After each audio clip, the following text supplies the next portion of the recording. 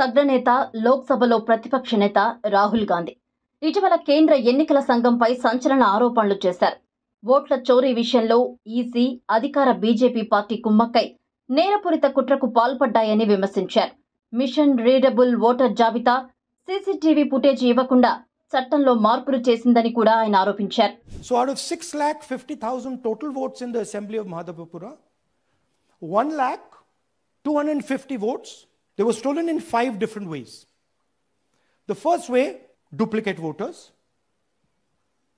One voter appearing multiple times on the voter list.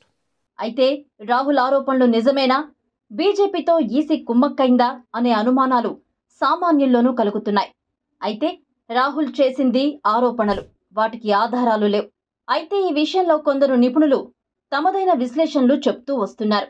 Rahul చేసిన రాజకీయ ఆరోపణలకి evidence ఏంటి అనే ప్రశ్నలు వినిపిస్తున్నాయి.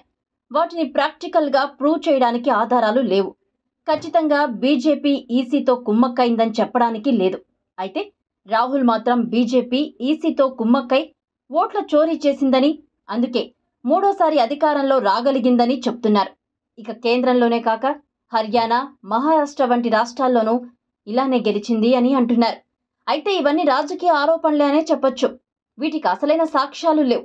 కానీ రాహుల్ గాంధీ మాత్రం ఓటర్ల జాబితా చూపిస్తూ ఒక ప్రెజెంటేషన్ అయితే ఇచ్చారు. ఇదే సమయంలో కొందరు కొన్ని అనుమానాలు రేకెత్తిస్తున్నారు.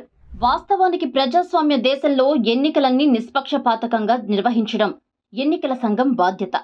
అయితే ఇప్పుడు దానిపైనే సందేహాలు రేకెత్తిస్తున్నాయి. రాహుల్ గాంధీ ఆరోపణలపై ఈసీ స్పందనపై కొందరు సందేహాలు రేకెత్తిస్తున్నారు. ఇలాంటి అనుమానాలు రాకుండా ఉండాలి అంటే ఈసీ న్యూట్రల్గా ఉండాలి. అలా జరగాలి అంటే ఈసీ నియామకం పారదర్శకంగా ఉండాలి, అధికార పార్టీ చేతుల్లో ఉండకూడదు అని అంటున్నారు. గతంలో సుప్రీంకోర్టు సైతం ఎన్నికల కమిషన్ స్వతంత్రంగా ఉండాలి అని, అలా ఉండాలి అంటే చీఫ్ జస్టిస్ ఆఫ్ ఇండియా కమిషన్లా ఉండాలి అని పేర్కొంది. అయితే కేంద్రం మాత్రం ఒక కేబినెట్ మినిస్టర్ ఉంటే చాలని, చీఫ్ జస్టిస్ అవసరం లేదని చెప్పింది. పార్లమెంటులో ఈ తరహా బిల్లు పెట్టింది. అధికార పార్టీ మెజార్టీ కలిగిన కమిటీ ఎన్నికల చీఫ్ని నియమిస్తుంది. అలాంటప్పుడు స్వతంత్రత ఉంటుందా అనే ప్రశ్నలు ఉదయిస్తున్నాయి. ఇక రాజ్యాంగబద్ధ సంస్థలపై విమర్శలు వచ్చినప్పుడు వివాది స్పందన వేరే ఉంటుంది. ఇప్పుడు ఎన్నికల కమిషన్పై విమర్శలు వచ్చాయి. అయితే కమిషన్ స్పందించే తీరుపై కూడా కొందరు అనుమానాలు వ్యక్తం చేస్తున్నారు. రాజ్యాంగబద్ధ సంస్థలపై విమర్శలొస్తే అది నిజమేనా అని విశ్లేషించుకోవాలి. అందులో లోపాలున్నాయా, ఆ అంశాలు తప్ప ఒప్ప అని సరిచేసుకోవాలి. కానీ ఈసీ మాత్రం నువ్వు చేసిన విమర్శలపై డిక్లరేషన్ ఇవ్వు అని, లేకుంటే నువ్వు ఈసీని అవమానించినట్టే అని అంటుంది. విమర్శలని దాడిగా భావించడం కరెక్ట్ కాదని, ఏ రాజ్యాంగ సంస్థ ఇలా స్పందించదు అని కొందరు నిపుణులు అంటున్నారు.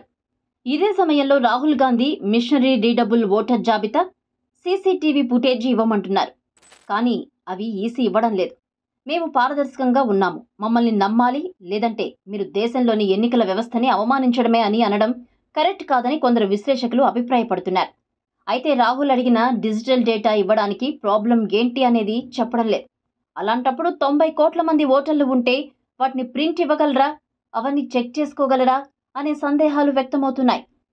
మిషన్ రీడబుల్ డేటా ఇస్తే లోపాలన్నీ చెక్ చేసుకోవచ్చు. అందుకే రాహుల్ అడిగిన దానికి సమాధానం ఇవ్వడానికి ఈసీకున్న ఇబ్బందులు ఏంటి అనే ప్రశ్నలు ఉత్పన్నమవుతున్నాయి. ఇక బీహార్లో ఎన్నికల ముందు ఓటర్ల జాబితాలో సవరణలు చేస్తున్నారు. అయితే కొత్త ఓటర్లని చేర్చే కసరత్తు కంటే ఉన్న ఓటర్లు తీసేసే ప్రక్రియ ఎక్కువగా సాగుతోంది. సుమారు 65 లక్షల ఓట్లను తొలగించారు. వారిని మీరే ఓటుకి అర్హులో కాదో నిరూపించుకోమంటున్నారు. ఇదే సమయంలో Aadhaar card, ration card, voter card పనికిరాదు అంటున్నారు. ఇప్పటి వరకు ఓటేసిన వారిని అనర్హులంటున్నారు.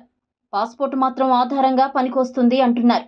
దేశంలో ఎంతమందికి పాస్పోర్ట్లుంటాయి, పాస్పోర్ట్ తీసుకోవడానికి ఆధారమైన ఆధార్ ఓటు కార్డుకి పనికిరాదా అనేది ప్రశ్నగా మారింది. దీనిపై సుప్రీంకోర్టు కూడా ప్రశ్నించింది. ఇక ఓటరు వివిధ నియోజకవర్గాల్లో ఓటేస్తున్నారనే విమర్శలున్నాయి. ఈ నేపథ్యంలోనే సీసీటీవీ ఫుటేజ్ అడిగారు. అది ఎందుకు డిలీట్ చేశారు అనే సందేహాలు కూడా వస్తున్నాయి. ఇక వీవీప్యాట్స్ అనేవి ఉన్నాయి. మన ఓటు మనం వేసిన వారికే పడిందా లేదా, పోలిన ఓట్లకు సమానమైనవి వీవీ పాయింట్స్ ఉన్నాయా లేదా అనేది కీలకమే. ఇక వీవీప్యాట్స్ అనేవి ఉన్నాయి. మన ఓటు మనం వేసిన వారికే పడిందా లేదా, పోలైన ఓట్లకు సమానమైన వీవీప్యాట్స్ ఉన్నాయా లేదా అనేది కీలకమే. అయితే వీవీప్యాట్స్ డేటా లేదు. ఒక ఓటింగ్ అయిన తర్వాత ఫైనల్ రిపోర్టు వెంటనే ఇవ్వరు. ఇలా ఉంటే ఎలా నమ్మాలి అనేది కొందరి వాదన. అయితే ఇవన్నీ కేవలం అనుమానాలే. మరి ఓటర్ల చోరు జరిగిందా, కుమ్మక్కు జరిగిందా అనేది తేలాల్సిన అవసరం ప్రజాస్వామ్యానికి అనివార్యం.